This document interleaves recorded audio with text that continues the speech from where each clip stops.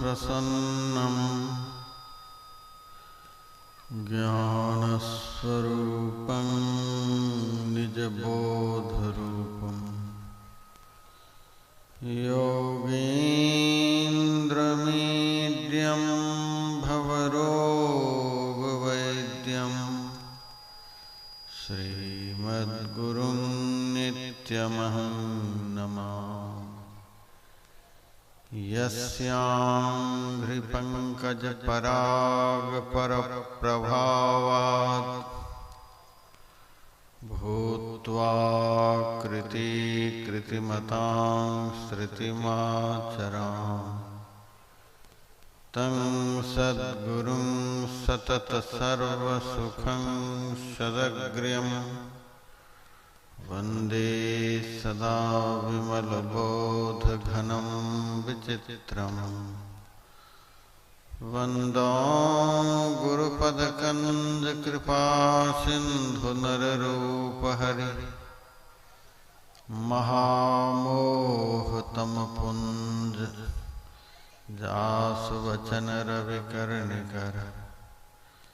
मेरा मुझ में कुछ नहीं, जो कुछ है सब तोर, तेरा तुझको सौंपते क्या लागेगा मोर। मंचस्थ सम्माननीय साधु समाज, इस पवित्र स्थल पर अपने जीवन और जन्म को सफल बनाने हेतु आए हुए सत्संग प्रेमी सज्जन वृंद, माताओं तथा बहनों,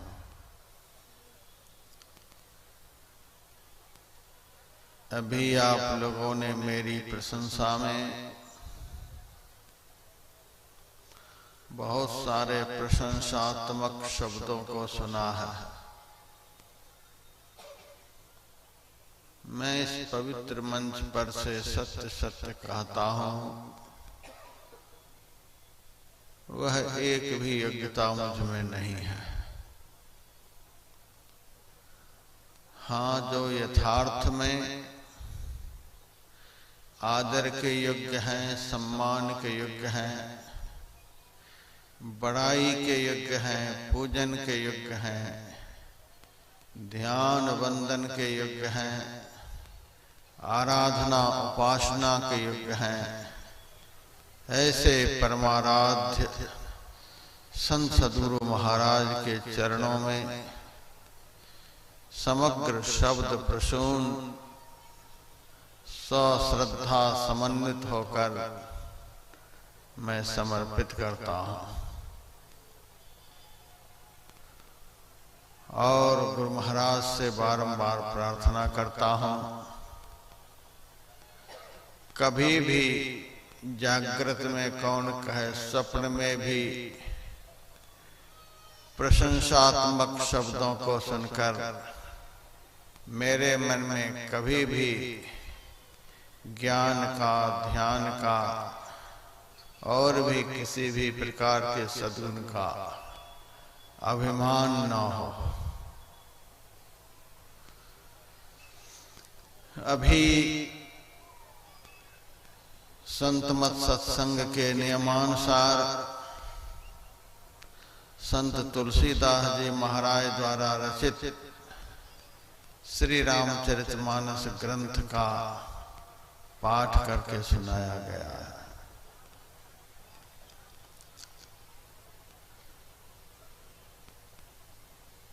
प्रसंग है उत्तरकांड का, संवाद है मर्यादा पुरुषोत्तम भगवान श्री राम और काकभूषण जी का।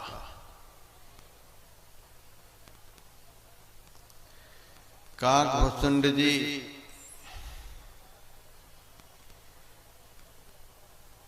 काक शरीर से भगवान श्री राम की बाल लीला देखने के लिए नीलगिरी पहाड़ से उड़कर अयोध्या गए हैं। भगवान श्री राम 5 साल के बालक के रूप में आंगन में मालपुआ खा रहे हैं।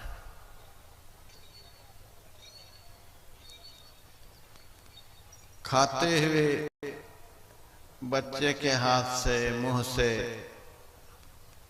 अन्न कण थोड़ा बहुत गिरता ही है। भगवान के हाथ से, मुंह से जो गिरे तो काकभूषण जी महाराज उसको खा ले।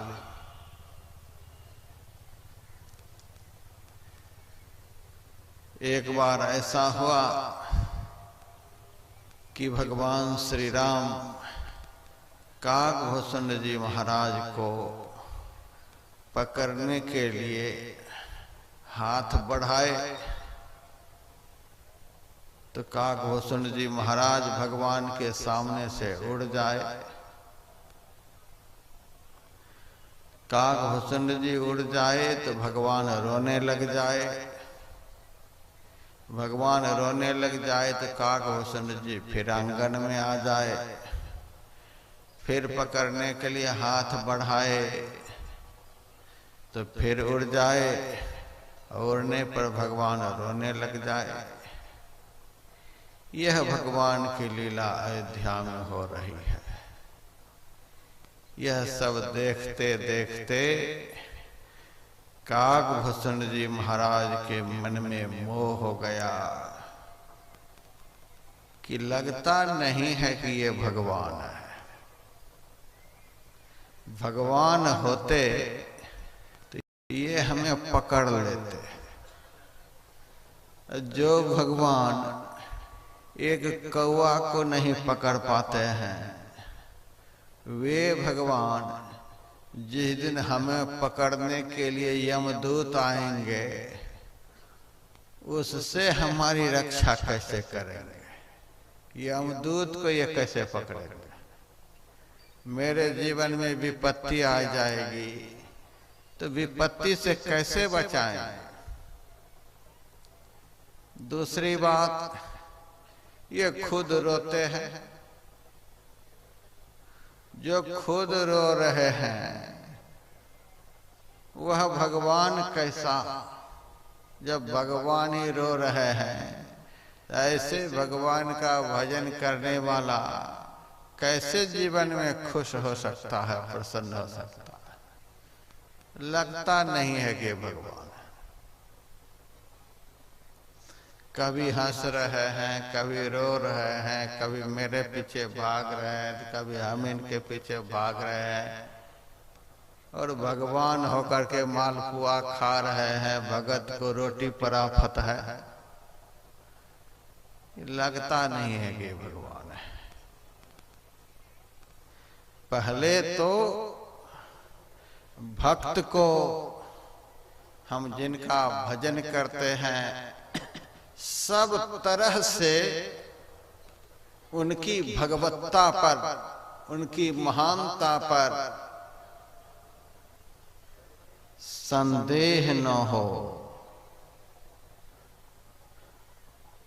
जिनकी हम आराधना करते हैं, उपासना करते हैं, जिनको हम अपना आराध्य देव मानते हैं, सब कुछ मानते हैं, उनके प्रति हमारे दिल में लाख विपत्ति आने पर भी संदेह न हो कि ये हमारी पुकार को सुनते भी हैं कि नहीं सुनते हैं।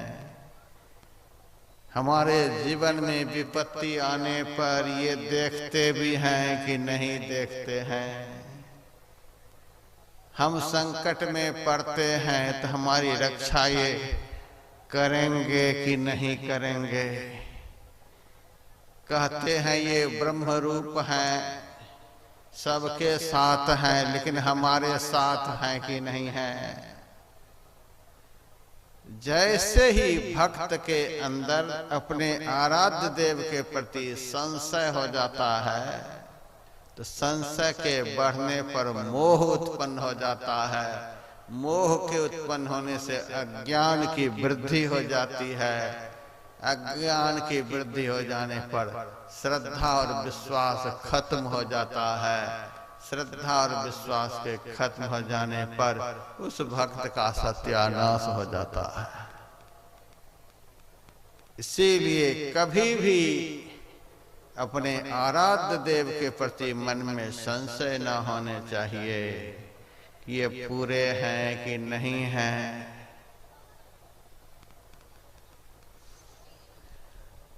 कभी कभी मेरे पास बहुत सारे भक्त लोग आते हैं, बाबा हमको आशीर्वाद दीजिए, हमको आशीर्वाद दीजिए। मैं इस भक्त से पूछता हूं, आप ध्यान किसका करते हैं, मेरा कि गुरु महाराज का? तब वह कहता है, ध्यान तो मैं गुरु महाराज का करता हूं। स्तुति प्रार्थना आप हमारी करते हैं कि गुरु महाराज की? तो महाराज गुरु महाराज की। आप सदगुरु भगवान हमको मानते हैं कि गुरु महाराज को? तब कहते हैं गुरु महाराज को।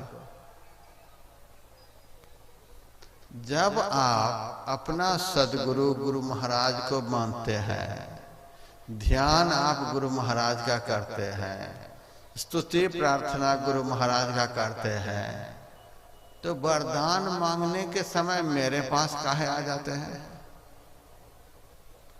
उनके पास क्यों नहीं जाते?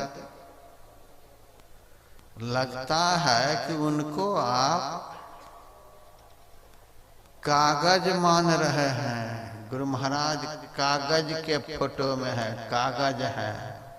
कागज से हमारा क्या होने वाला है? गुरु महाराज कागज के रूप में है, पत्थर के रूप में है, मिट्टी के रूप में है, सीमेंट की मूर्ति के रूप में है। तो सीमेंट से आपका क्या होने वाला है? दीवार बन जाएगी। कागज से क्या होगा? आप उसमें कुछ लिख पढ़ लेंगे। पत्थर से आपका क्या हो जाएगा? फर्श डाल लेंगे। मिट्टी से आपका क्या हो जाएगा? गमला में डाल करके आप गुलदावदी फूल लगा लेंगे। और क्या होने वाला? आपको संदेह है, संशय है, इनसे हम कहेंगे, ये सुनेंगे कि नहीं सुनेंगे? अब व्यासानंद बाबा तो बोलता हुआ भगवान है। ये तो बोल भी रहे हैं, हंस भी रहे हैं, देख भी रहे हैं, हाथ पर भी हिल रहा है, इधर उधर जा भी रहे हैं। लगता है काम इनसे बनेगा। वे तो भावना के भगवान हैं। जैसे ही भक्त के अंदर अपने आराध्य के प्रति संशय होता है, वैसे ही उस भक्त का विनाश शुरू हो जाता है। कभी संदेह मन में नहीं रहना चाहिए कि गुरु महाराज सुनते हैं कि नहीं सुनते। हमने आप लोगों के सामने मंगलाचरण में गाया, बंदों गुरुपद कंज कृपा सिंधु नर रूप हरि। हम गुरु महाराज के चरण कमल की वंदना करते हैं, जो कृपा के समुद्र और मनुष्य के रूप में भगवान हैं। हम गुरु महाराज को भगवान मानते हैं।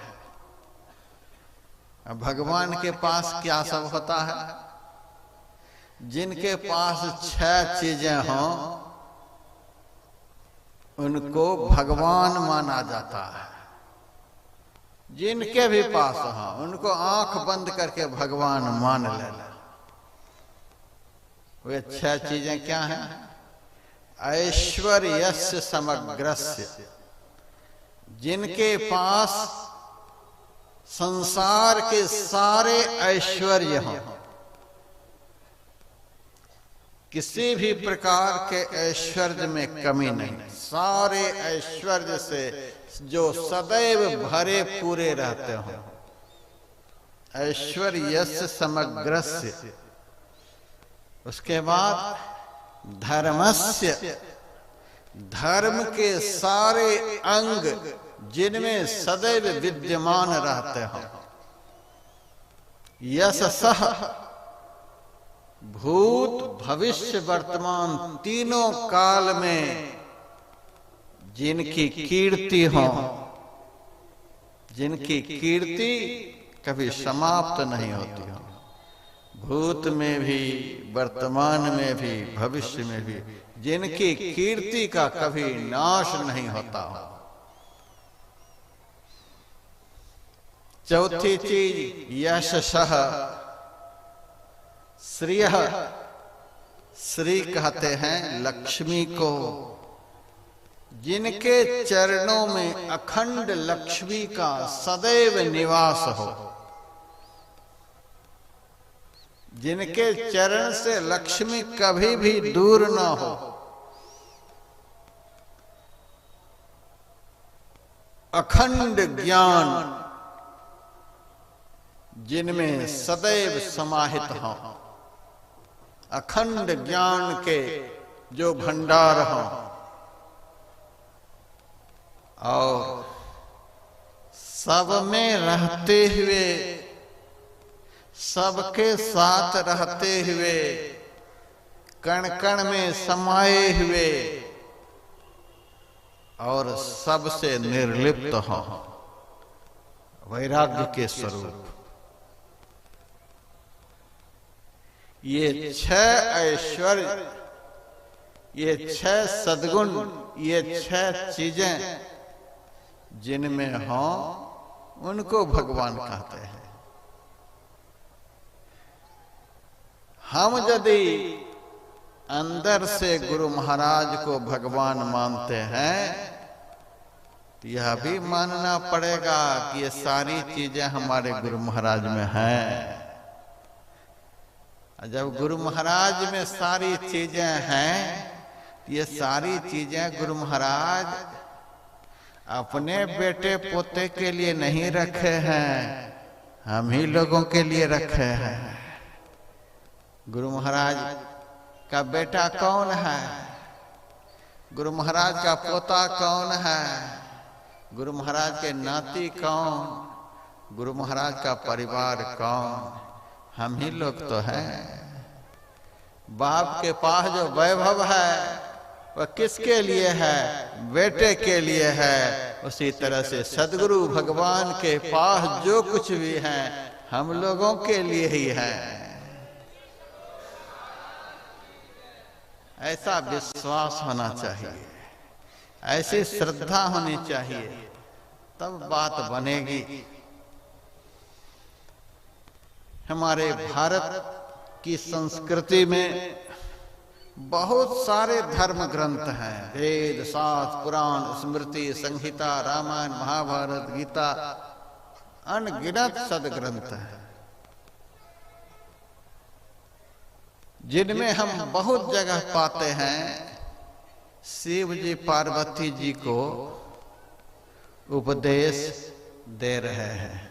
शिव उवाच, शिव उवाच, सुबह भी मैंने सुनाया था, हे पार्वती, संतों के समागम के समान संसार में दूसरा कोई लाभ नहीं। सुनहु माते लोग अभागी, हरि तजी हो ही विषय अनुरागी। प्रायः जगह शिव जी पार्वती जी को उपदेश दे रहे हैं, लेकिन एक ऐसा ग्रंथ है भारत में जिस ग्रंथ में पार्वती जी शिव जी को उपदेश दे रही है। और वह उपदेश क्या है? मैंने पढ़ा उस ग्रंथ को, उस उपदेश को। हम सदगुरुदेव की बिहार भूमि पर अर्थात हम गुरु भक्तों के लिए यह सिकलीगढ़ धरहरा वृंदावन है, ब्रजमंडल है। गुरुदेव के इस विहार स्थल पर आप लोगों को मैं गुरुदेव के प्रति सुना रहा हूं। पार्वती जी शिव जी को कह रही हैं, गुरौ मानुष बुद्धिंतु मंत्रेषु लिपि भावनम प्रतिमाश शिलारूपम विभाव्य नरकम व्रजेत।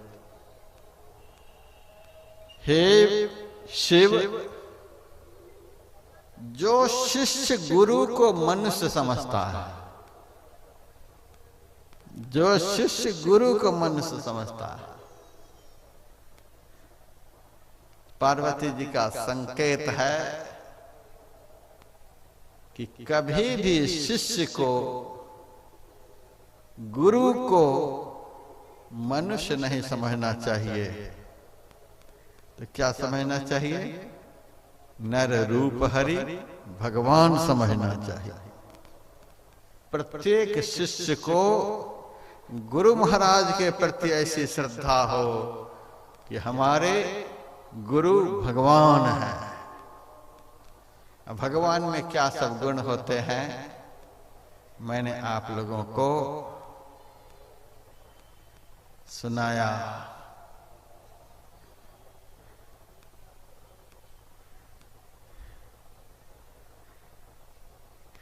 इतने बड़ी गार्ड में भी कहां से घुस गए। गुरौ मानुष बुद्धिंतो,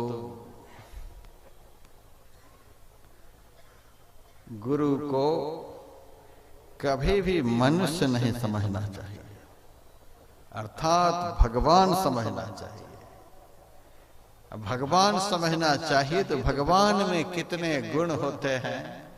यद्यपि गुण की अनंतता परमात्मा में है, भगवान में है, तो भी हम लोगों के संतोष के लिए 6 गुण बताए गए।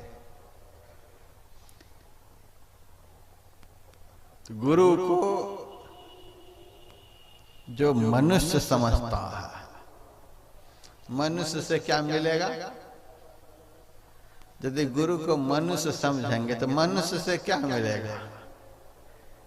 जो मिल रहा है वही सब मिलेगा। आज तक मनुष्य को मनुष्य से क्या मिला है? दुख के अलावे क्या मिला है? संताप के अलावे क्या मिला है? टेंशन के अलावे क्या मिला है? मनुष्य से मनुष्य को क्या मिल सकता है? जो दिन रात टेंशन में हो, दुख में हो, संकट में हो, विपत्ति में हो, अज्ञान में हो, अंधकार में हो, विषयों के वशीभूत हो, विकारों के बस में हो, इंद्रियों के गुलाम हो, ऐसे के संग से क्या मिलने वाला है? दुख, अशांति, क्लेश का अलावा क्या मिलने वाला है? इसीलिए तो संत संग की महिमा है। जहां ये सब नहीं है उनका संग करो तो कुछ मिलेगा। गुरु मानुष बुद्धिंतु, गुरु को कभी भी मनुष्य नहीं समझना। पहली बात। दूसरी बात, मंत्रेषु लिपि भावनम, दीक्षा के समय में गुरु ने जो 2 अक्षर का मंत्र दिया है, उस 2 अक्षर को अक्षर नहीं समझना है। दीक्षा लेने के लिए गए थे, गुरु महाराज ने 2 अक्षर बतला दिया, जपते रहो, गुरु गुरु करते रहो। इससे क्या हो जाएगा? संकट है हमारे जीवन में अपार, दुख है हमारे जीवन में अथाह, विपत्ति है जीवन में अखंड, विपत्ति, संकट, दुख, उलझन, ये सब अपार सता रहे। दुख, क्लेश, संताप, विघ्न, विपत्ति जो आपको दिन रात आ करके परेशान कर रहे हैं, अंदर नहीं आएंगे। और आपके अंदर में जो सब विद्याएं हैं, सब देवता हैं, सब तीर्थ हैं, सारे सद्गुण हैं, ये सब अंदर से बाहर नहीं निकलेंगे। आपके जीवन को सुखमय, आनंदमय, कल्याण बनाने के लिए सदैव अंदर में ही विराजते रहेंगे। अंदर के सद्गुण बाहर नहीं निकलेंगे, बाहर के दुर्गुण भीतर नहीं आएंगे, यदि ये दो अक्षर होठ पर हिलते रहेंगे। इस अक्षर को होठ पर से हटने नहीं देना है। फिर देखिए दोनों अक्षर का कमाल। हमारे गुरुदेव के वचन में है, गुरु गुरु गुरु कल्प बिटप, गुरु गुरु गुरु में ही जप, गुरु जाप जपन साचो तप, सकल काज सारणम। कल्प वृक्ष के समान गुरु का दिया हुआ मंत्र है। जो मंत्र की छाया में रहेगा, उनके जीवन में कभी विपत्ति आ नहीं सकती है। संसार का संताप उसे संतप्त नहीं कर पाएगा। गुरु गुरु गुरु में ही जप, गुरु जाप जपन साचो तप। यह बहुत बड़ा तप है। पातंजल योग सूत्र में लिखा हुआ, जपात सिद्धि अणिमा महिमा गरिमा लघिमा प्राप्ति प्राकाम ईशित वसित। जिनके होठ पर से, जिनके मन से, जिनके श्वास से गुरु के दिए हुए मंत्र कभी भी हटेंगे नहीं, तो जपात सिद्धि, ये सारी सिद्धियां उनके सामने हाथ जोड़ करके खड़ी रहेंगी। क्या चाहिए, क्या चाहिए बताओ, आप सिद्ध हो जाएंगे। सकल काज सारणम, आपके सारे आधे अधूरे कार्य इस मंत्र के प्रभाव से पूरे हो जाएंगे। अब बताइए क्या कमी रही? दो अक्षर में कितना करामात। लेकिन लोग ऐसे निकम्मे बिना मतलब के कितने शब्दों को दिमाग में रखते हैं। जिस मंत्र के, जिस अक्षर से सारे दुर्लभ पदार्थ सुलभ हो जाते हैं, उसी को भूल जाते हैं। आज भी एक भगत आए, महाराज आज आप दीक्षा नहीं बताओगे? मैंने कहा आज तो नहीं बताऊंगा, एक ही बार कल बताऊंगा। मैंने कहा सो क्या बात है? आपने पिछले साल जो मंत्र दिए थे वह भूल गए, फिर से मंत्र लेना था। हम भी तो ऐसे ही महात्मा हैं। हमने भी कह दिया तू मंत्र को भूल गया, हम तुमको भूल गए, तू भी अपने किनारे लग जा। ऐसे आदमी की जो याद करेगा वह आदमी भी संकट में पड़ जाएगा, जो मंत्र को भूल जाए। और मैं एक बार गया हुआ था, पुष्कर राज राजस्थान में है। 80 साल का एक वृद्ध पुरुष मेरे पास आया, महाराज आपने जो मंत्र दिया था हम भूल गए, बता दो। मैंने कहा कितना बड़ा मंत्र दिया था जो भूल गए? महाराज वह भी याद नहीं है। भूल क्यों गए? महाराज भूल इसीलिए गए कि 80 साल की उम्र हो गई है, वृद्धावस्था कारण स्मरण शक्ति कमजोर हो गई है, इसीलिए हम भूल गए। मैंने कहा वृद्धावस्था के कारण स्मरण शक्ति कमजोर हो गई। कहा हाँ महाराज। मैंने लगे हाथ पूछ दिया, आपके पास मोबाइल है? हाँ महाराज मोबाइल है। और भगवान आजकल जेब में रहे चाहे नहीं रहे, मोबाइल भगवान तो सबकी जेब में। और साधारण नहीं, खाने के लिए घर में रोटी हो चाहे नहीं हो, पीने के लिए बिस्लरी वाटर हो चाहे नहीं हो, पहनने के लिए बढ़िया कपड़ा हो चाहे नहीं हो, बच्चे के एडमिशन के लिए फीस घर में हो चाहे नहीं हो, लेकिन स्मार्टफोन सबके हाथ में होना चाहिए।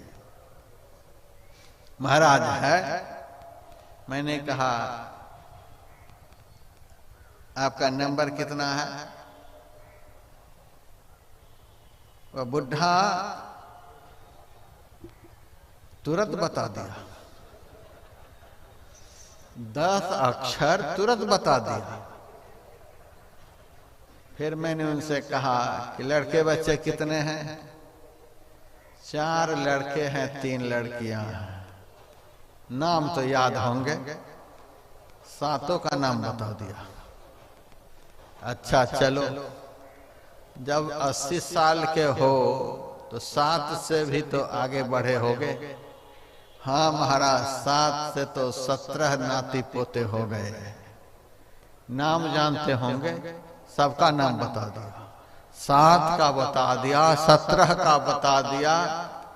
मैंने कहा सबका मोबाइल नंबर? वह बुढ़ा सबका नंबर भी बता दिया। मैंने कहा तुमने कहा था कि बुढ़ापे के कारण स्मरण शक्ति कमजोर हो गई है, तो कमजोर तो लग नहीं रही है। जगह जमीन कितनी है? तो 80 एकड़ है। एक ही जगह है? नहीं 4 जगह है। चौहद्दी बता सकते हैं? चारों जगह की चौहद्दी बता दिया। एटीएम का नंबर याद है? याद तो है, लेकिन सबके सामने कैसे बताएंगे, यह भी पता है। देखिए शक्ति, ये है हमारे जीवन की स्थिति। इसी जीवन में हम लोग जी रहे हैं। बेमतलब की सारी बातें खोपड़ी में घूमती रहती हैं। जिस 2 अक्षर के दिमाग से कभी नहीं हटने पर सारे मतलब सिद्ध हो जाते हैं, उसको यह पापी मन भूल जाता है, उसको यह संसारी जीव भूल जाता है। आप यहां से संकल्प लेकर के जाएं कि हम मंत्र जपते हुए घर जाएंगे, लेकिन रास्ते में ही भूल जाएंगे। पंडाल से बाहर निकलते निकलते भूल जाएंगे। कलयुग में अनावश्यक बातों के लिए स्मरण शक्ति बहुत तेज रहती है, और आवश्यक कार्य के लिए, आवश्यक बात के लिए, जिससे कल्याण होगा, उसके लिए स्मरण शक्ति कमजोर हो जाती है। सब भूल जाएंगे। मंत्र का अक्षर कितना छोटा, 2 अक्षर। एक अक्षर तो बुलाने के लिए है, वह मंत्र नहीं है, वह तो बुलाने के लिए है, संबोधन है। लेकिन 2 अक्षर जो है वह मंत्र है। और उस मंत्र के लिए स्कंद पुराण में शिव जी का वचन है, मंत्र राज इदं देवी गुरु रित्यक्षर द्वयम स्मृति वेद पुराणानाम सारमेव न संशय। हे पार्वती, 2 अक्षर का जो है गुरु शब्द है, सभी मंत्रों का राजा है, स्मृति वेद पुराण का सार है, इसमें संशय नहीं है। फिर दूसरे श्लोक में भगवान शिव कहते हैं, सप्त कोटि महामंत्राः चित्त विभ्रंश कारकाः एक एव महामंत्रो गुरु रित्यक्षर द्वयम। यह 2 अक्षर का गुरु शब्द जो है 7 करोड़ महामंत्र का स्मरण का जो फल होता है उससे ज्यादा फल देने वाला है। सप्त कोटि महामंत्रा चित्त विभ्रंशकार का 7 करोड़ महामंत्र हैं जो चित्त को चंचल करने वाले हैं। उनमें से 2 अक्षर का गुरु मंत्र जो है तत्काल फल देने वाला है। मैंने इस मंत्र पर बड़ा भारी अनुसंधान किया है। आप लोगों को तो हम दीक्षा बता देते हैं और भी कहीं से दीक्षा ले लिए हैं, लगता है कि गुरु गुरु जपने के लिए कह दिया। हम तो बहुत अनुसंधान किए हैं। गुरु महाराज ने हमको राम राम क्यों नहीं कहा जपने के लिए, शिव शिव क्यों नहीं कहा, प्रचलित मंत्र तो यह सब है। कृष्ण कृष्ण क्यों नहीं कहा, शिव शिव क्यों नहीं कहा, विष्णु विष्णु क्यों नहीं कहा, ओम नमो भगवते वासुदेवाय क्यों नहीं कहा। कहीं गुरु महाराज इन भगवान को मानते हैं कि नहीं मानते हैं? मैंने इस पर अनुसंधान किया और शास्त्रों का अध्ययन किया। विष्णु भगवान का 1000 नाम मैंने विष्णु सहस्त्र नाम में पढ़ा।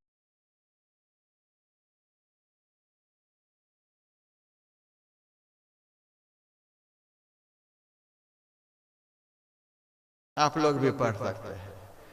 विष्णु भगवान के 1000 नाम में से एक नाम गुरु। यह गुरु मंत्र विष्णु मंत्र हो गया, विष्णु भगवान का भी यह नाम हो गया। अब आप आनंद रामायण पढ़िए।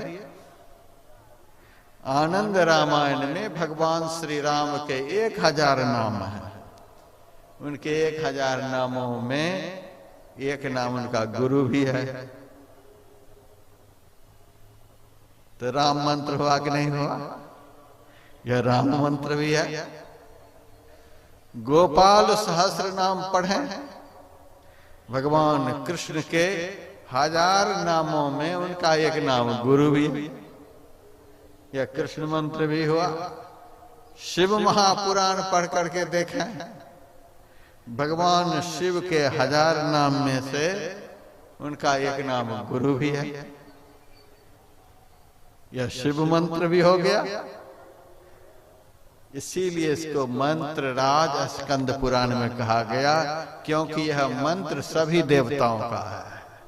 सब देवता एक बार गुरु बोलो, सब देवता का नाम बोलने का फल मिल गया। शास्त्र प्रमाण है। मेरे पास गायत्री माता के उपासक हरिद्वार में मिलने के लिए आए। वहां तो गायत्री मंत्र का ही चलता है। महाराज, वेद में लिखा हुआ है, शास्त्र में लिखा हुआ है, गायत्री मंत्र से बढ़कर कोई मंत्र नहीं है। मैंने कहा, तुम्हारी दृष्टि में? तब वह कहता, आपकी दृष्टि में? मैंने कहा, हमारी दृष्टि में गुरु मंत्र सबसे बड़ा है। कैसे? मैंने कहा, गाय गुरु गिरा,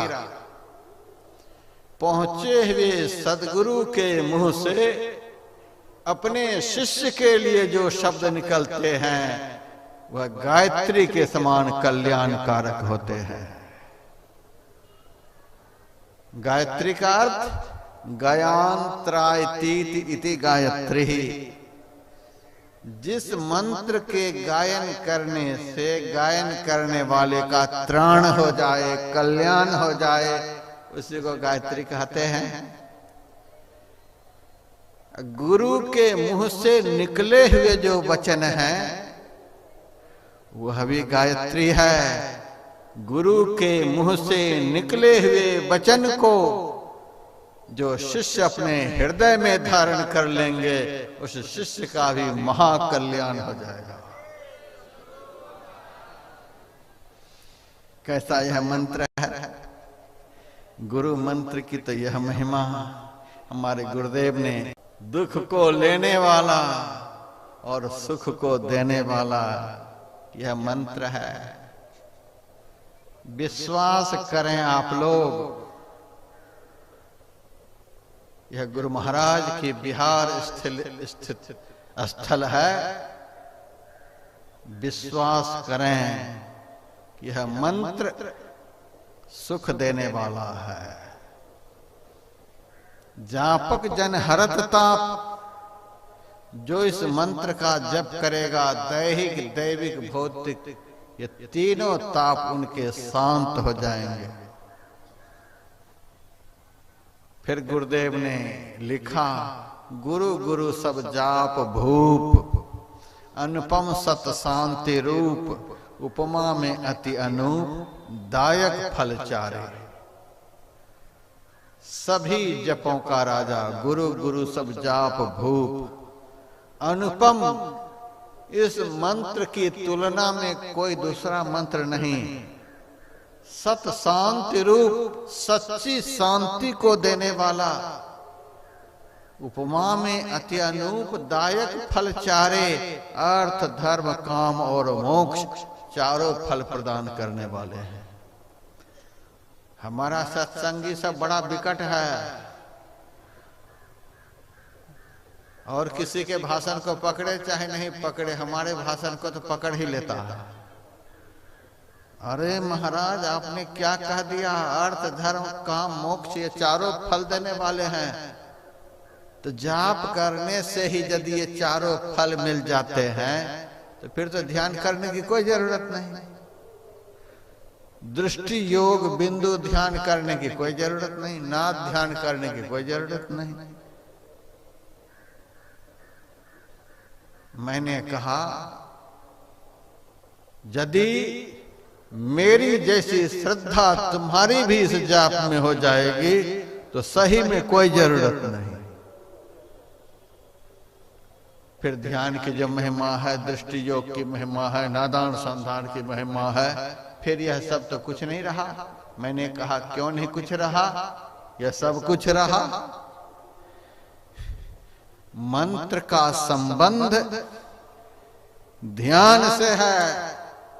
जो निरंतर मंत्र का स्मरण करेगा, 24 घंटे जिसके मन से मंत्र का स्मरण होता रहेगा, उसी भाग्यवान भजनीक अभ्यासी से इष्ट के रूप का भी ध्यान होगा, स्वतः ध्यान होने लगेगा। मंत्र जप का क्या अर्थ होता है? इष्ट का आवाहन करना, बुलाना। गुरु गुरु जप रहे, उसका क्या मतलब होता है? हम गुरु महाराज को पुकार रहे। जो भक्त 24 घंटे अपने आराध्य देव को पुकारेंगे, उनके सामने आराध्य देव प्रकट नहीं होंगे तो केवल 2 मिनट आंख बंद करने वाले के सामने प्रकट होंगे। यह जाप ही ध्यान को प्रकट करता है। मानस जाप तब सिद्ध होता है जब उनके सामने इष्ट का रूप प्रकट हो जाता है। आप जाप करते रहे। अभी तो भजन चल रहा है बंदरों जैसा। जैसे बंदर एक डाली पर से दूसरी डाली, दूसरी डाली पर से तीसरी डाली, ऐसे ही बहुत भगत की हालत है। थोड़ी देर जाप कर लेता है और थोड़ी देर गुरु महाराज के ध्यान में लग जाता है। ध्यान बना चाहे नहीं बना, दृष्टि भी जोड़ने लग जाता है। दृष्टि जुड़ी चाहे नहीं जुड़ी, नाद में भी सूरत को लगाने लग जाता है। एक बना नहीं, सबको बनाने में लग गया। आटा अभी गूंधे नहीं है, 56 भोग लगाने के लिए तैयार बैठे हैं। ये हालत है। ऐसे नहीं होता है। सूत्रे मणिगणा इव, जैसे कोई माला बनाते हैं तो धागे में एक एक करके दाना को घुसाते हैं। ये नहीं कि 108 दाने के जो माला होती है वो सारे दाने को एक ही बार घुसा देते हैं, एक एक करके। उसी तरह से एक एक क्रिया को सिद्ध करते हुए साधक सिद्ध हो जाता है। मंत्र का जप करते करते ही रूप प्रकट होता है। रूप का चिंतन होते होते ही दृष्टि दृष्टि सिमटती है तो बिंदु प्रकट होता है, बिंदु के प्रकटने से ही उसी बिंदु से नाद भी प्रकट होता है। बिंदु पीठ विनिर्भिद्य नाद लिंगम उपस्थितम स्वतः हो जाता है। तो जब सारे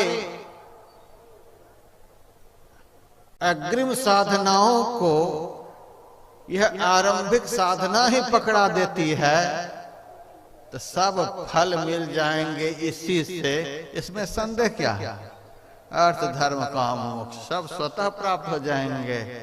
इसीलिए एक क्रिया को कस के पकड़े रहना चाहिए, तब तक मंत्र का जप करते रहना चाहिए जब तक कि रूप प्रकट न हो जाए। लेकिन डाली बदल रहे हैं, डाली को बदलते चले जा रहे हैं। हमारे गुरु महाराज के सामने एक माई गई, माई का ध्यान जल्दी लग जाता है। गुरु महाराज आपने बतलाया था जाप करने के लिए, मानस ध्यान करने के लिए, दृष्टि योग करने के लिए, हमने तो तीनों कर लिया। और बाद में एक बाबा गए थे, नादान संधान भी बता दिए तो वह भी कर ही लिए, चारों कर लिए। अब आगे क्या करना है बताएं।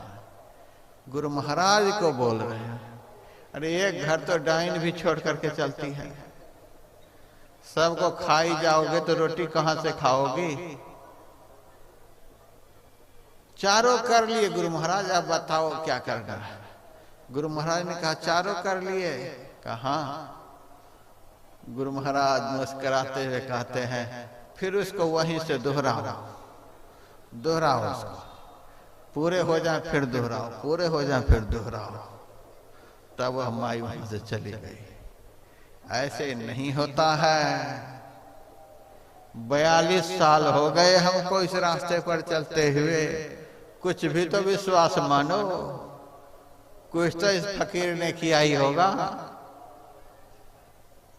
कुछ यदि मानो तो यह मान लो कि मंत्र का जप तब तक करते रहो जब तक कि गुरु महाराज स्वतः आपके सामने न आ जाए। मैं विश्वास दिलाता हूं, जिस तरह से जप किया जाता है उस तरह से यदि आप जप करेंगे तो गुरु महाराज स्वतः आपके सामने प्रकट होंगे। रीझ है बूझ है साहिब तेरा कौन पड़ा है द्वारा, सुख मन सुरति लगाई के सुमिरो मुखते रहो चुपाई, बाहर के पट बंद करो हो अंतर पट खोलो भाई। समतल भूमि हो पवित्र आस्ती हो, शरीर मस्तक गर्दन सीधा हो, अंग प्रत्यंग स्थिर हो, आंख और मुंह बंद हो, दृष्टि दोनों आंखों के मध्य की तरफ हो, वहीं देखते हुए गुरु के बताए हुए नाम का सिमरन हो, वहां से ख्याल हटे नहीं और सिमरन कभी छूटे नहीं।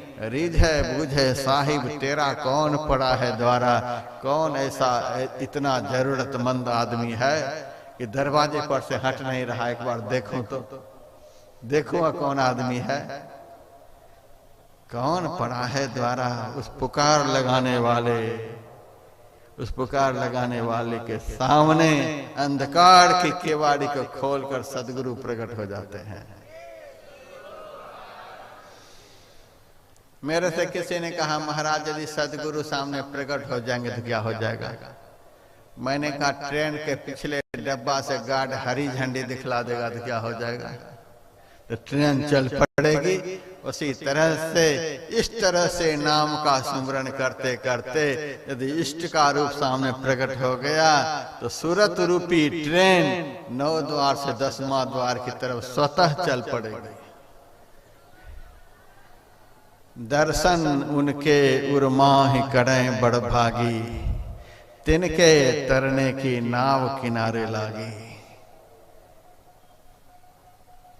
भाग्यवान भजनीक पुरुष से निरंतर मंत्र का स्मरण होता है। साधारण वह भान नहीं है जो गुरु का निरंतर स्मरण करता है। स्मरण का अर्थ क्या होता है? याद। गुरु महाराज से किसी भक्त ने कहा, सरकार हमारे ऊपर आप दया करें, हम बड़े संकट में हैं, दया कर। गुरुदेव ने कहा, जरूर हम दया करेंगे, लेकिन तू यह बता कि दया शब्द में कितने अक्षर होते हैं? उन्होंने कहा 2। गुरुदेव ने कहा, इन दोनों अक्षरों को उलट करके बताओ क्या होता है। तब भक्त ने कहा, दया का उल्टा तो याद होती है। गुरुदेव ने कहा, तुम्हारी तरफ से याद होती रहेगी तो मेरी तरफ से दया होती रहेगी। स्मरण का तो यही अर्थ होता है, याद। सूरदास जी महाराज की वाणी में, जो जन उधो मोहि न बिसरै, ताहि न बिसारो छिन एक घड़ी। जो मोहि भजै भजो में वाको, कल न परत मोहि एक घड़ी। काटो जन्म जन्म के फंदा, राखो सुख आनंद करी। जो जन उधो मोहि न बिसरै, ताहि न बिसारो छिन एक घड़ी। हम तो डाली बदल रहे हैं, इसीलिए फल नहीं मिल रहा है। संत कबीर साहब की वाणी में, गुरु ग्रंथ साहब ने कबीर की यह वाणी है, दीन दयाल भरोसे तेरे, सब परिवार चढ़ाया बेरे। नाम जपो जी ऐसे ऐसे, ध्रुव प्रहलाद जपयो हरि जैसे। नाम जपो जी ऐसे ऐसे, इस तरह से, इस तरह से, जिस तरह से, जिस तरह से ध्रुव प्रहलाद ने जप किया था। ध्रुव प्रहलाद जपियो हरि जैसे, दृढ़ विश्वास के साथ। ब्रह्मानंद स्वामी का वचन है, दृढ़ भरोसा मन में करके जो जपे हरि नाम को, कहता है ब्रह्मानंद, ब्रह्मानंद माहि समाएगा। ब्रह्मानंद माहि समाएगा, वो ब्रह्म में जाकर के लीन हो जाएगा। भरोसा विश्वास के साथ हमारे गुरुदेव कहते हैं, दायक फल चारे। क्या नहीं मिल सकता है? एक क्रिया दूसरी क्रिया को पकड़ाती जाती है।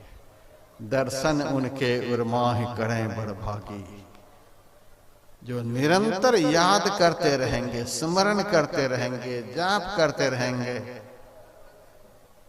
उस भाग्यवान को ही सदगुरु का दर्शन होता है। सदगुरु जब दर्शन देने के लिए आते हैं तो खाली हाथ आते हैं। आप इधर से श्रद्धा और विश्वास का संबल लेकर के जाइए। आप इधर से श्रद्धा और विश्वास के साथ सुमिरन करते हुए जाइए, और उधर से गुरु महाराज आपके लिए नाव लेकर के आएंगे।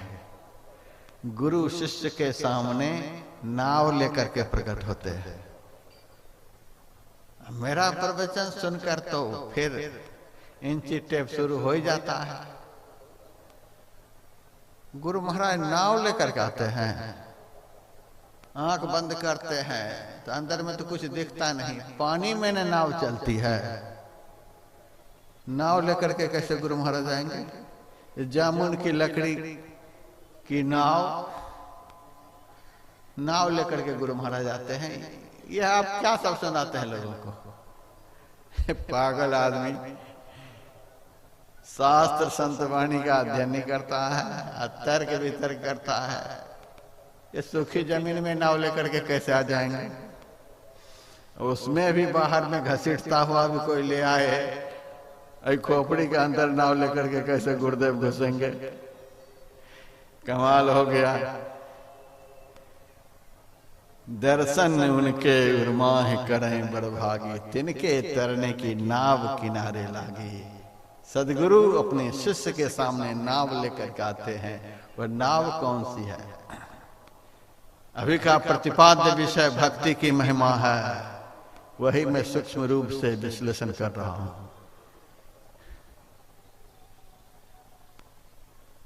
नाव, कौन से नाव लेकर के गुरु आते हैं? पदावली में पढ़िए, अति दुस्तर भवनिधि के माही खेवटिया गुरुदेव जी। अत्यंत दुखदायक, कठिन, महाभयंकर समुद्र के अंदर के खेनेहार गुरुदेव जी गुरु हैं। कर्णधारम गुरुम प्राप्य तद्वाक्यम प्लवब दृढ़म। कर्णधार मल्लाह सदगुरु। सदगुरु का दर्शन स्मरण करते करते यदि साधक के सामने हो जाए तो समझ लेना चाहिए कि हमारे सदगुरु कर्णधार मल्लाह बनकर मेरे सामने आ गए। अब समुद्र, समुद्र कौन सा है? समुद्र जो है अंदर का अंधकार है, अति दुस्तर।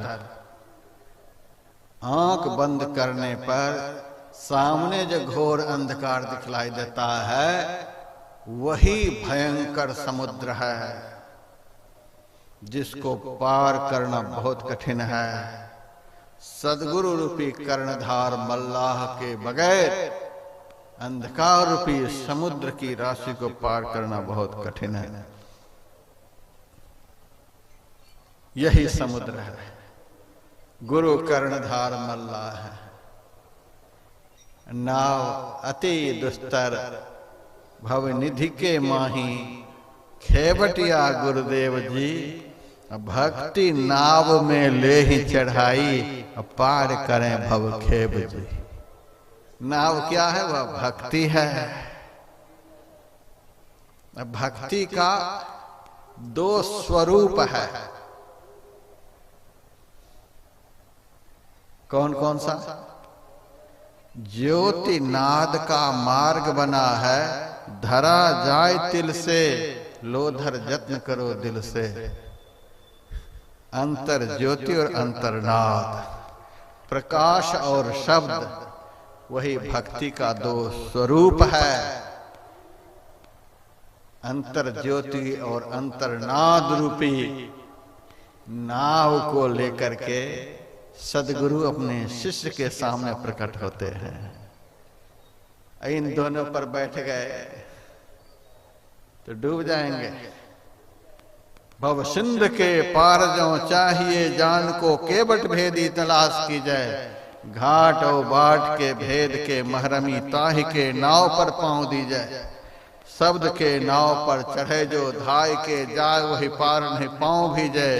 दास पलटू कहे कौन मल्लाह है, उतर भव सिंधु तब पार लीजिए। घाट ज्योति है, बाट नाद है। अंतर ज्योति और अंतरनाद के साधना के द्वारा दुस्तर संसार सागर को साधक पार कर जाता है। लेकिन आरंभ में क्या है? मंत्र ही तो है। मंत्र ने कर्णधार मल्लाह को बुलाया। भगवान श्री राम सीता और लक्ष्मण जी के साथ गंगा के घाट पर खड़े हैं। भगवान राम को देखकर केवट को तो नाव लेकर के तुरंत आ जाना चाहिए, लेकिन आए नहीं आए।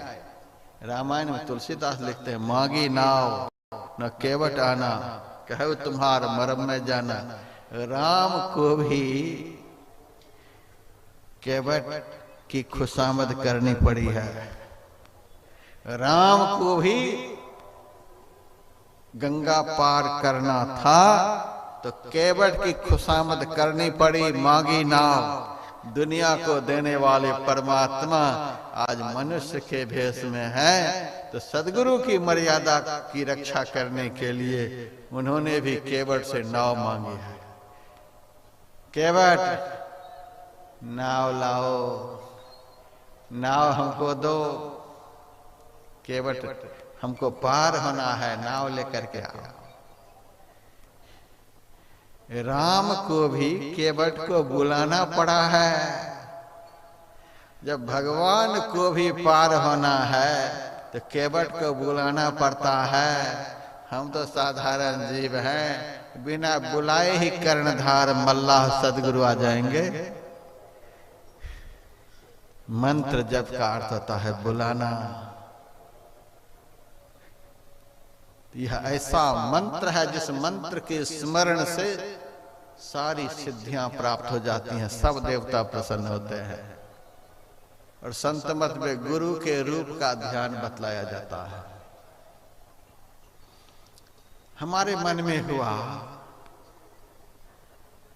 गुरु महाराज ने हमको राम का ध्यान नहीं बताया, गणेश जी का ध्यान नहीं बताया, कुबेर का ध्यान नहीं बताया, किसी देवी देवता का ध्यान नहीं बताया, गुरु का ध्यान बताया। कहीं गुरुडम का प्रचार तो नहीं हो रहा है संत मत में? मैंने बड़ा भारी अनुसंधान किया इस पर और श्रीमद् भागवत महापुराण का अध्ययन किया। उसमें पाया सर्ववेदमयो विप्रः सर्वदेवमयो गुरु। भगवान श्री कृष्ण ने उद्धव जी से कहा था सर्वदेवमयो गुरु, गुरु सर्वदेवमय होते हैं। गुरु के अंदर सब देवता निवास करते हैं। देखने में तो लगते हैं दाढ़ी मूछ वाले एक साधारण फकीर हैं। मैं आप लोगों को विश्वास दिलाता हूं, नाम का स्मरण करते करते आप इस फकीर को अंदर में देख लीजिए।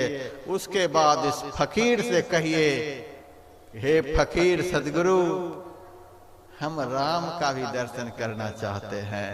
तो वे ही फकीर आपके सामने राम बन जाएंगे। हे फकीर, हम कृष्ण का दर्शन करना चाहते हैं, कृष्ण के रूप में प्रकट हो जाएंगे। कल्प वृक्ष गुरुदेव मनोरथ सब सरय, काम धैन गुरु होय क्षुधा तृष्णा हरय। गुरु ही शेष महेश तो ही चेतन करें, गुरु ब्रह्मा गुरु विष्णु होय खाली भरें। गंगा सम गुरु होय पाप सब धो वहीं, सूरज सम गुरु होय तिमिर हरि ले वहीं। गुरु ही को कर ध्यान नाम गुरु को जपो, आपा दीजय भेंट पूजन गुरु ही थपो। सर्वदेव मयो गुरु, गुरु सर्वदेव मय होते हैं। मेरे से राजस्थान में एक भगत ने पूछ दिया, महाराज आप एक बात करो, या तो गुरु को ब्रह्मा कहो, या विष्णु कहो, या शिव कहो। आप कहते हो ये तीनों हैं। एक आदमी कैसे तीनों हो जाएंगे? एक आदमी तीनों कैसे हो जाएंगे? मैंने कहा एक आदमी तीनों नहीं हो जाएंगे, हो जाएंगे। पिछले पंचवर्षीय में अमित शाह कौन मंत्री थे? इस पंचवर्षीय में वही अमित शाह दूसरे मंत्री हुए कि नहीं हुए? अब पता नहीं, यही चलता रहा तो आगे भी कुछ हो जाएंगे। एक ही आदमी 5-5 साल में बदल जाते हैं।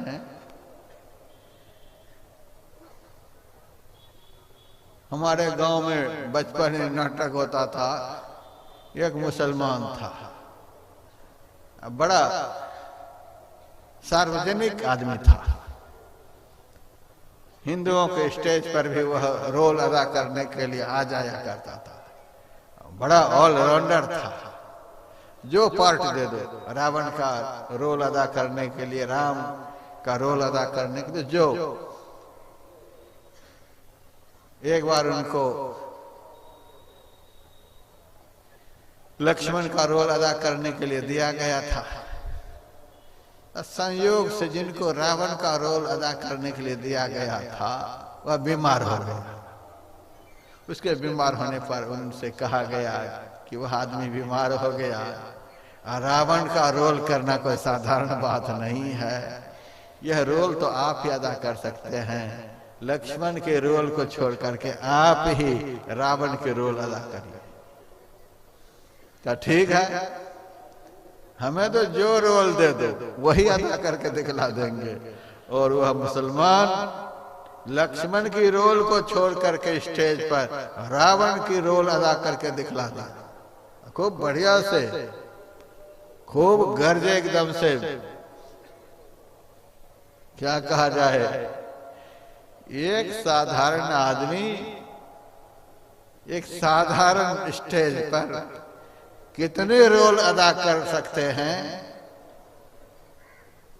और जो समग्र ज्ञान की पराकाष्ठा पर पहुंचे हुए सदगुरु हैं, वे अपने शिष्य के हृदय रूपी मंच पर हजारों हजार देवी देवताओं के रोल अदा करके दिखला दें, तो कौन बड़ी बात है, कौन बड़ी बात है। अपने शिष्य के अंदर ज्ञान का सर्जन करने के लिए ब्रह्मा बनकर के रोल अदा करते हैं, अपने शिष्य के ज्ञान का वर्धन करने के लिए विष्णु बनकर रोल अदा करते हैं, और अपने शिष्य का महाकल्याण करने के लिए शिव का रोल अदा करके दिखलाते हैं। विघ्न हरण करने के लिए गणेश जी बन जाते हैं। हाँ, यह जरूर है कि किसी के बक्सा काटने के लिए चूहा भगवान नहीं बनते, कल्याण करने के लिए ही गुरुड़ ब्रह्मा गुरुड़ विष्णु गुरुदेव महेश्वर, ऐसी श्रद्धा रखें। माँ पार्वती शिव जी से कहती हैं, गुरु मानुष बुद्धिं तो। हे भगवान शिव शंकर, जो गुरु को मनुष्य मानता है, गुरु के दिए हुए मंत्र को अक्षर मानता है, अक्षर नहीं मानना, बहुत उदाहरण देकर के मैंने बताया, हमें बहुत कुछ अभी बताना है, इसीलिए ज्यादा विश्लेषण में नहीं जाऊंगा, नहीं तो मंत्र में ही दोनों दिन खत्म हो जाएगा। मंत्रेश लिपि भावनम प्रतिमाश शिलारूपम विभाव्य नरकम व्रजेत। जो गुरु की प्रतिमा को कागज समझता है, पत्थर समझता है, जो गुरु की प्रतिमा को पत्थर समझता है, हम तो इस पत्थर का कमाल आंख से देखते हैं। कुछ दिन पहले से ही जहां हमारी जन्मभूमि है, बड़ा विकट जन्मभूमि है, वर्णन नहीं कर सकते हो जन्मभूमि की हम, बड़ा विकट जन्मभूमि, बड़े विकट से विकट लोग हैं उस जन्मभूमि पर। बड़ा आग्रह हुआ, आपने ऑल इंडिया में बहुत जगह आश्रम बनाया और अपनी जन्मभूमि में आश्रम नहीं। आग्रह हुआ, चलो बनने दो, बनने लगा। 1.5 करोड़ लगा बनने में। अब चारों तरफ दीवार करने की बात है। अब बगल वाले को बहुत लालच, यह महात्मा हरिद्वार से आकर के गांव में जमीन दखल कर रहा, बगल वाले को लालच, वह दीवार घेरने नहीं दे, दीवार करने नहीं दे। पैसे वाले पार्टी दरोगा को रिश्वत, सबको रिश्वत दे दे करके सबको पिला रखा था। कहीं भी हमारा आदमी जाए कोई सुनवाई नहीं। हमके भारी मुसीबत, भारी मुसीबत, सारी दुनिया में झंडा फहरा करके हम आ गए, किनारे पर ही डूबने वाले हैं। तब हमें सूफी संत की शायरी याद आई, मुझे अपनों ने मारा दूसरों में कहाँ दम था, किश्ती वहीं डूबी जहाँ पानी कम था। मुझे अपनों ने मारा दूसरों में कहाँ दम था, किश्ती वहीं डूबी जहाँ पानी कम था। जिस समाज के लिए हमने इतना बड़ा धन का त्याग किया, समय लगाया, वही समाज हमसे मुकदमा करने के लिए खड़ा है, कोई उपाय नहीं। अब बड़ा भारी धर्म संकट, आदमी तो नीचे से ऊपर तक हमारा है, मोदी जी के ऑफिस तक हमारा आदमी है, कुछ भी मैं करवा सकता था, लेकिन गांव वाली बात थी, लोग क्या कहते, चलो जो हो रहा है सो हो रहा है, किसी भी तरह से मामला हल नहीं हो रहा था। तब मैंने सोचा गुरु महाराज यह हम लोगों के बस की बात नहीं, अब आपको ही बैठना पड़ेगा। जयपुर से हम 3 लाख में गुरु महाराज की प्रतिमा ले आए। पहले से ऑर्डर दिया हुआ था, हम सब जगह यही बैठाते हैं। हमारा विश्वास है कि पत्थर नहीं, प्रतिमाश शिला रूपम, हम गुरु महाराज की प्रतिमा में भगवान की श्रद्धा रखते हैं। शिव जी पार्वती जी के वचनों पर विश्वास है, पत्थर नहीं मानते। ले आए गुरु महाराज को, हम खूब बढ़िया मंच पर बिठा दिए और महाकालेश्वर हम गए हुए थे सत्संग करने के लिए उज्जैन, वहां से एक डंडा बढ़िया ऐसा खरीद करके ले आए। सब जगह हम गुरु महाराज के हाथ में एक डंडा जरूर रखते हैं। गुरु महाराज आज के भगत बात से कम समझेंगे, आपको यदि समझाना है तो कभी कभी इसका भी प्रयोग करना। जो बात से समझ जाए उनको बात से समझ देना, समझा देना। जो भगत बात से नहीं समझे उनके जीवन में एक से एक दुख का प्रहार करना, ताकि उस प्रहार से प्रताड़ित होकर के आपकी शरण में आ जाए। महाकालेश्वर का डंडा गुरु महाराज को पकड़ा दिया हाथ में, उसी दिन पकड़ा करके हम चल दिए। हमने सबको कह दिया, जिनके जिनके माथे पर अब काल मंडरा रहा है, गुरु महाराज के हाथ में महाकालेश्वर का डंडा दे दिया, अब सावधान हो जाना।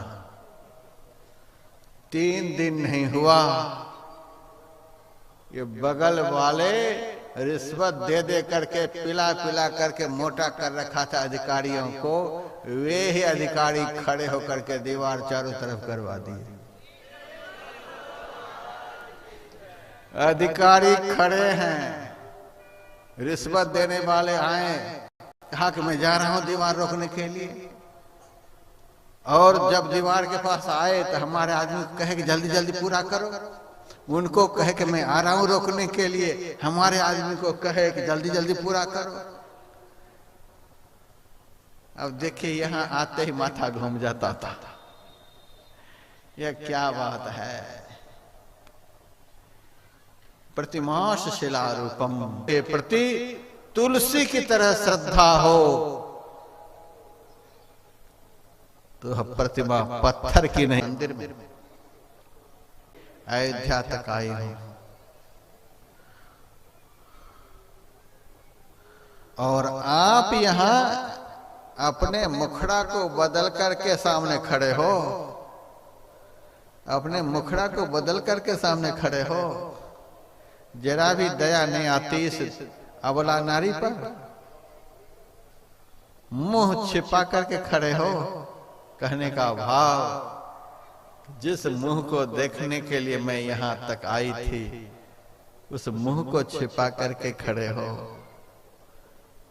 रोती ही मीरा बोली, उसी समय कितना बड़ा परिवर्तन हुआ कि श्री राम की प्रतिमा बदल गई और वही प्रतिमा कृष्ण की हो गई। मीरा के सामने पत्थर बदल गया, तुलसी के सामने पत्थर बदल गया। और प्रहलाद को जब हिरण्यकश्यप कहता है, बता तुम्हारा भगवान कहाँ है, हिरण्यकश्यप ने कहा बता कहाँ है तुम्हारा भगवान। प्रहलाद ने कहा तुम्हारे में भी है, हमारे में भी है, तुम्हारे खड्ग में भी है, जिस खंभे में तूने मुझे बांध रखा इसमें भी है। कहा इस खंभे में भी है? कहा हाँ, सिंहासन पर से हिरण्यकश्यप कूद पड़ा, ऐसा घूंसा लगाया कि खंभा चूर चूर हो गया। कहा बता तुम्हारा भगवान कहाँ है। एक बार तो साधारण भक्त डामाडोल हो जाता। श्रद्धा और विश्वास की उपास्य देव परीक्षा भी लेते हैं, थोड़ी देर के लिए प्रकट नहीं हुए, देखते हैं। कहने के लिए तो सब कहते हैं गुरु महाराज भगवान है, भगवान है, भगवान है। जब विपत्ति आती है तो डॉक्टर के पास भागते हैं, जब विपत्ति आती है तब भागते हैं वकीलों के पास, लीडरों के पास, मुखिया के पास, सरपंच के पास, कहां कहां भागते हैं। विपत्ति आने पर भी यदि विश्वास डामाडोल नहीं हो तब सच्चा भक्त का लक्षण सिद्ध होता है। परीक्षा होती है कि देखते हैं, थोड़ी देर प्रकट नहीं होते हैं। प्रहलाद का विश्वास डामाडोल तो नहीं होता है। हिरण्यकश्यप को कहता कहाँ है तुम्हारा भगवान? का है हमारा भगवान, देखना प्रकट होंगे। जब ऐसा दृढ़ विश्वास दिखलाया तब आकस्मिक जोर जोर से वहां गर्जना होने लग गई। हिरण्यकश्यप कहता है प्रहलाद ये कौन गरज रहा है? जो खंभा में था वही गरज रहा है, दिखलाई कहां दे रहा है? प्रहलाद का कितना अटल विश्वास का, दिखलाई भी देंगे, प्रतीक्षा करो। हमने तो जुग जुगान तप के द्वारा प्रतीक्षा की है, तब ऐसा विश्वास दृढ़ हुआ है। तुम तुरंत देख लेना चाहते हो, लेकिन देख लोगे जरूर, क्योंकि तुम भी तो उन्हीं के द्वारपाल थे पिछले जन्म में। जय विजय ही तो थे हिरण्यकश्यप हिरण्याक्ष। तुमने बड़ा तप किया है, किसी कारण से चूक गए हो, देख लोगे। और उसी वक्त स्तंभे सभायाम न मृगं न मानुषम, नर और सिंह के रूप में भगवान प्रकट हो गए। का देख देख खंभे में भगवान है कि नहीं? भगवान है तो सब जगह है, तो स्वामी सबके साथे, मूर्ख दूरी दुराया है तो स्वामी सबके भीतर, लेकिन लखा न जाता है।